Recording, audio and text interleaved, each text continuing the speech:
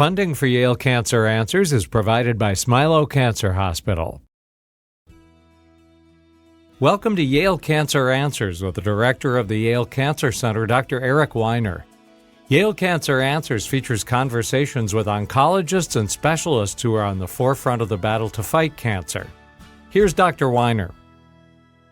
Tonight, we're focusing on prostate cancer in honor of Prostate Cancer Awareness Month, which is every September.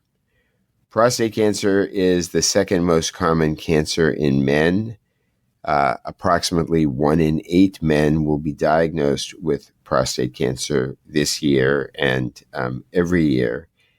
And yet, there's still plenty of confusion about who should get screened, how it's best treated, and what the latest research means for patients. Prostate cancer is also the second leading cause of cancer death in men, with nearly 35,000 deaths per year, according to the American Cancer Society. Early detection can make a big difference, or certainly is associated with longer survival times. But the whole decision about screening versus not and how to screen is still one that's not entirely straightforward.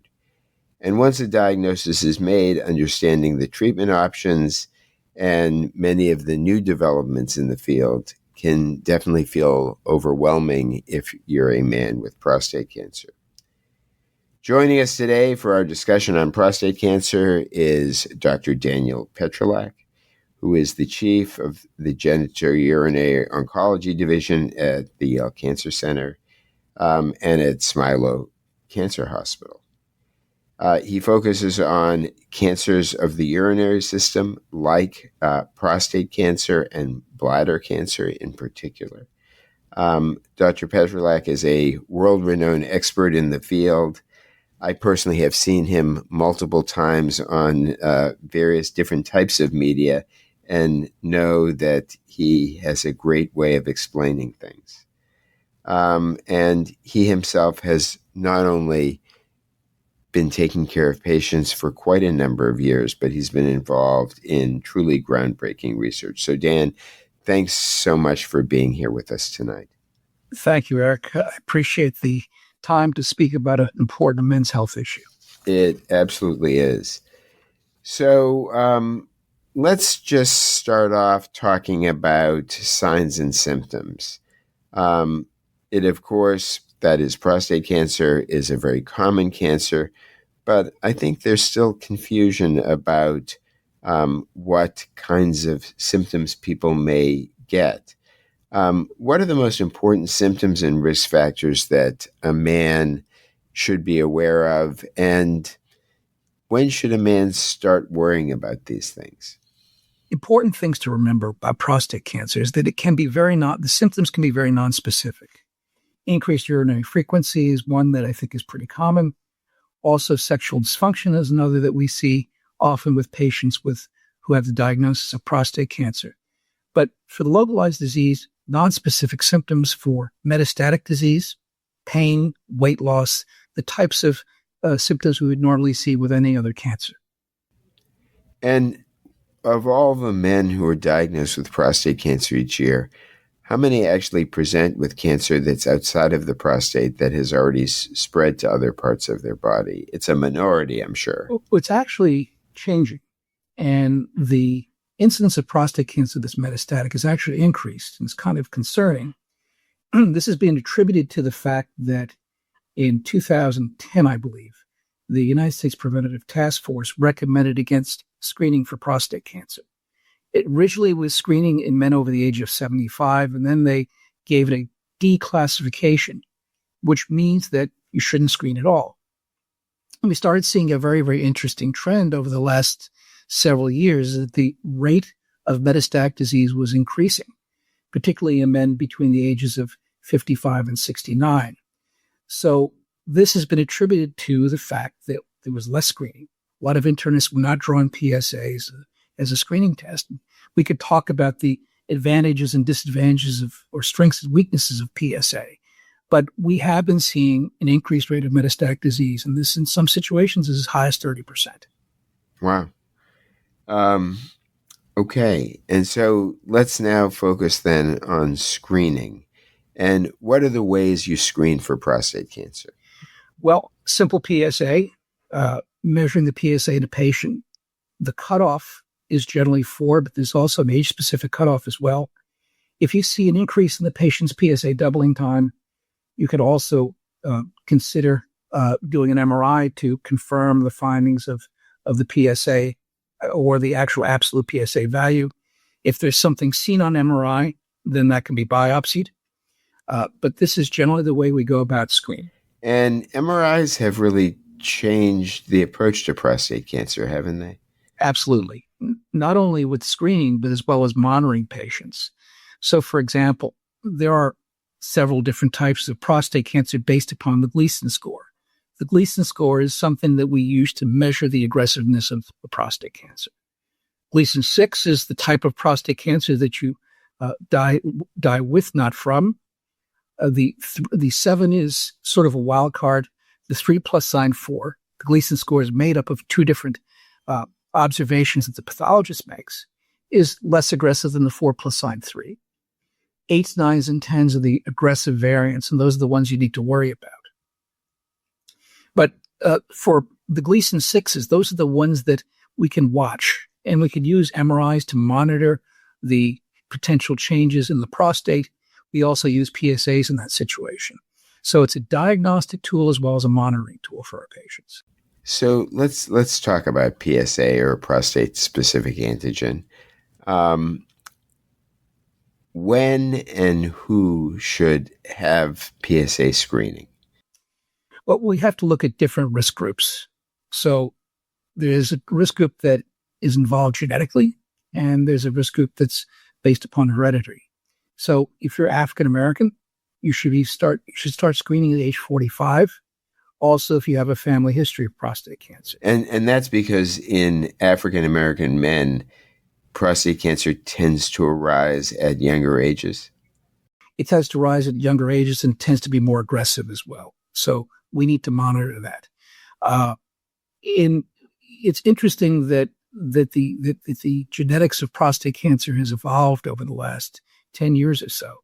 Originally, we thought that BRCA was just limited to breast and ovarian cancer. Well, BRCA is also seen in patients with prostate cancer, and it portends a more aggressive course of disease. It's about 2 to 5% of men with localized disease. About 10% of men with metastatic disease have the BRCA gene. And especially if this is identified in a family member, this patient should be screened earlier. And these BRCA genes, which are BRCA1 and 2, are genes that increase dramatically the risk of a woman developing breast cancer. For men who have BRCA2 mutations, there's a slight increase in developing male breast cancer. And then they, of course, also increase ovarian cancer. But I think the association with prostate cancer for a long time was thought to be pretty weak, and now people are thinking it may be somewhat stronger. Yeah, it was actually identified out in Utah initially. That was the first group that was seen. And, I think it's important for listeners to note that the identification of BRCA in a prostate cancer patient or a patient with other types of tumors, breast cancer, ovarian cancer, means this is now a family affair. The family needs to be counseled. They need to be screened as well. So if a patient comes in, a prostate cancer patient, we have BRCA, then we have to think about the daughters, the sons, the brothers, and the sisters as being potential patients for, or at least to identify other tumors in those patients. And just to make sure that the audience understands this, and this is because an inherited BRCA mutation is passed on from mother or father to son or daughter, and there's a 50% chance at birth that if a mother or father has a mutation, that they will pass that mutation on to their child. Now, there are also, I believe, in prostate cancer, some somatic BRCA mutations, meaning mutations that don't affect every cell of the body, aren't inherited, but develop in the prostate cancer tissue. Is that accurate? That's accurate. And we see that about 10% of the time. There are other DNA repair mutations that we also look out for. Particularly, these are important for treatment. But there's a whole spectrum of DNA repair mutations. The most prominent, of course, are BRCA1 and BRCA2. So I distracted you, and you were telling us about African American men and screening at 45. What about for other individuals of other racial or ethnic backgrounds? Really, there's no other ethnic background that I can think of that we would have to be more alert with. I mean, family history is the most important thing. And so everyone else should be screened at what age? 45. Everybody else at 50. At 50. And the frequency of screening? So that depends upon your PSA. There are some studies that have shown that if you have a PSA of less than 2.5, you don't have to be screened more than every 5 years initially. But generally, yearly, I think, is the right way to go about this at this point. And what are the concerns about screening? I mean, I guess since you were talking about prostate cancers that you can just watch and wait with, is one concern that you're going to overdiagnose? Yes. And I had the great pleasure of working with one of the godfathers of prostate cancer, Willett Whitmore, a number of years ago. One of his quotes was, "In patients who cure is necessary, is it possible? And in those who is possible, is it necessary?" So we are identifying, and this is one of the problems with the use of PSA initially, we are identifying groups of patients who would not progress. And the question is, how do we select those patients out? Because the treatments do have significant morbidity, both in terms of erectile dysfunction as well as COMETs. And then, of course, when we start thinking about early hormone therapy, that's another issue as well. But again, we want to take a healthy patient and not make them unhealthy because the treatment may not be necessary. And a lot of people will say, "I'm not that interested in screening, but I am interested in trying to prevent getting prostate cancer." Is there anything that people can do to lower their risk of getting prostate cancer? Well, keeping the fats in the diet low. Our heart-healthy diet's a prostate-healthy diet. It does seem that the lower fat diets, the Western diet seems to predispose patients more towards prostate cancer. A low-fat diet seems to be helpful. So that's one of the things I recommend. There have been some prevention studies. There was one a number of years ago that looked at a drug called Proscar, which shrinks the size of the prostate. And that did not conclusively show an improvement in outcome. So we generally don't have any chemoprevention trials at this point. And are men who, just as they age, have prostate hypertrophy, where oftentimes they have difficulty urinating, may need to get up in the middle of the night and go frequently, is that a risk factor for prostate cancer? It's a very, very nonspecific risk factor. BPH can exist independently of prostate cancer. So I think that it's nonspecific and it's independent. Okay. Well, when we come back after our break, and we're going to take just a brief break at the moment, we'll get into more of the treatment issues, treatments about early stage disease and some of the newer treatments we have for men who have more advanced prostate cancer. I'm speaking again with Dan Petrylak, who's chief of the Division of Genitourinary Oncology at the Yale Cancer Center, and we'll be right back. Funding for Yale Cancer Answers comes from Smilow Cancer Hospital, where a multi-specialty team is dedicated to managing the diagnosis, evaluation, and treatment of prostate cancer and other urologic cancers. Learn more at smilowcancerhospital.org. Genetic testing can be useful for people with certain types of cancer that seem to run in their families. Genetic counseling is a process that includes collecting a detailed personal and family history, a risk assessment, and a discussion of genetic testing options. Only about 5 to 10% of all cancers are inherited, and genetic testing is not recommended for everyone. Individuals who have a personal and/or family history that includes cancer at unusually early ages multiple relatives on the same side of the family with the same cancer, more than one diagnosis of cancer in the same individual, rare cancers, or family history of a known altered cancer predisposing gene could be candidates for genetic testing.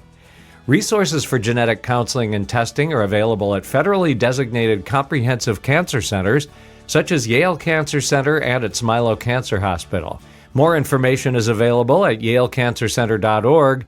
You're listening to Connecticut Public Radio. Good evening again, and welcome back to Yale Cancer Answers. I'm Eric Weiner, and tonight I've been speaking with Dr. Daniel Petrylak, medical oncologist and chief of genitourinary oncology at the Yale Cancer Center. Again, this is Prostate Cancer Awareness Month, and we're talking about screening and treatment of prostate cancer. So in just a minute or two, we'll talk about some of the treatments for advanced prostate cancer. But I know, Dan, that even though you're a medical oncologist and you're not a urologist or a radiation oncologist, that you get asked plenty of questions about how to treat my early stage prostate cancer. You've already told us that for patients who have a Gleason 6 prostate cancer, so these are slow-growing cancers, that oftentimes following patients not doing surgery is the way to go.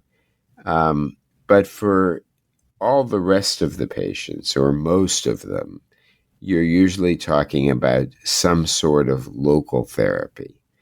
And I'm wondering if you can comment on that, because I think for patients, it gets pretty confusing. Should I have surgery? Should I have radiation? What are the consequences of the two? That's really a very important issue with our patients, and it's a complex discussion. I always am asked to be "quote unquote" the unbiased opinion, since I'm neither a surgeon or radiation oncologist. The way I look at this is that if we go back on retrospective data, we match clinical stage Gleason scores for each individual patient and look at databases with surgery and radiation oncology patients.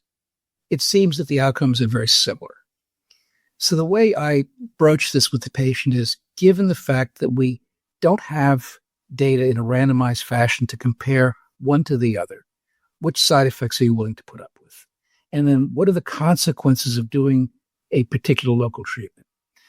So for surgery, the side effects are erectile dysfunction and incontinence. Usually the erectile function can return probably 6 to 12 months after the surgery. Incontinence varies, but it depends upon the surgeon's skill as well as the patient's ability to exercise and do Kegel exercises after the surgery. One of the advantages of surgery is that if your PSA comes back, and about 1 in 3 men will have their PSAs rise after surgery, that you can do salvage radiation therapy after that. And that is often given along with androgen deprivation therapy. With radiation therapy, you're radiating the prostate. You also can have incontinence as well as impotence as side effects. Is it less frequent than with surgery? It's about the same frequency, but the pattern of sexual dysfunction is different. With radiation therapy, this is without hormones. You lose your potency over time because the nerves begin to fibrose. However, with surgery, you lose it and then you can regain it over time. It's sort of like a shock to the system. So it's a different pattern. But one of the issues with radiation therapy is, in certain situations, you would combine it with androgen deprivation therapy. That's the deprivation of hormones, testosterone, which causes prostate cancer cells to die. Now, there have been a number of randomized trials that have shown that the combination of hormone therapy plus radiation therapy is synergistic and leads to a better survival than radiation therapy alone. So, of course, we want to select those patients that you want to do combination therapy with. However, side effects of hormone therapy, androgen deprivation therapy, are hot flashes, weight gain, loss of muscle mass, fatigue, loss of libido, and loss of sexual function. For the most part, about 65% of men will regain their testosterone levels, maybe not to baseline, but they'll become non-castrate after the hormones are stopped. So you have another element that goes on in terms of side effects. So if a patient comes in with high-risk disease and they say, well, why should I have radiation therapy and hormones over surgery? It's sort of a bit of a gamble for the patient. You can go with the surgery and then potentially not have to do further treatment afterwards, not be exposed to hormone therapy. With radiation therapy, you probably, for most cases, you have at least a short course, sometimes 18 months of hormone therapy as well. So all of those have different implications, and that's why it's important to individualize your treatment for a given patient. And is there any reason to think about age as one way that you're individualizing? So, for example, if you're talking to a 60-year-old man, are you going to tend to emphasize one treatment or another in a different way than you would for an 80-year-old man? Great question. So in the past, we've often said that 74 is the cutoff for radical prostatectomy. But I look at the physiologic age rather than the chronologic age. Certainly, I've had 60-year-olds who have multiple medical problems who it's not appropriate for that patient to undergo surgery. Similarly, I've had patients 75 and 80 years old that have done very well. Now, I'll give you a specific example without naming the individual. A comedian who lived to the age of 100 had a radical prostatectomy at 80 for high-grade disease, and he lived another 20 years. So this is why it's very important to select the patient in this particular situation and see what their performance status is, see what their comorbidities are. Got it. Now why don't we move on and talk about advanced prostate cancer? And this is when prostate cancer has spread, oftentimes, most frequently to the bones, but potentially to other organs as well and to lymph nodes. What are the initial treatment options you think about there? So the initial treatment option is androgen deprivation therapy, which means depriving the patient of testosterone. This causes the prostate cancer cells to die, and that's done with either a injection or a pill that will basically interfere with the signal from the brain to the testicles to make testosterone. And this is because most prostate cancer cells, if not all, at least initially, are dependent on testosterone to grow. Exactly. It's like a fuel for them. It's a fuel. And testosterone comes from a number of different sources. It comes from the testicles. It comes from the adrenal glands. It also comes from the prostate cancer cells themselves when they become resistant. So now the trend is to add a second drug to the initial drug that interferes with the pathway I mentioned before. And these drugs will block the binding of testosterone to its target. And these types of drugs, they're called anti-androgens. These types of drugs will basically improve survival over what we see with just simply the blocker alone. So this should now be considered to be standard as first-line therapy. Unfortunately, only about 40 to 50% of patients in this country are offered that treatment, adding anti-androgens. And this is an important issue in terms of education of our patients. There's really very little reason not to receive an anti-androgen upfront along with what's called an LHRH agonist or antagonist. Got it. And in the best of situations, let's say you're taking care of a man who has prostate cancer that has spread to his bones. How long can these initial treatments work? I think it's important at the onset to emphasize to the patient that this disease is controllable but not curable. So I can keep patients going for 5 to 7 years. I've had patients who've exceeded 10 years. So there are, it is possible for a long-term survival with this, but on average, it's about 5 to 7 years. And of course, the truth is we don't know what's going to be available in 3 years, 4 years, 5 years. So if you're talking about allowing someone to live a reasonably healthy life for another 5 to 7 years, it could be much longer given the pace of discovery.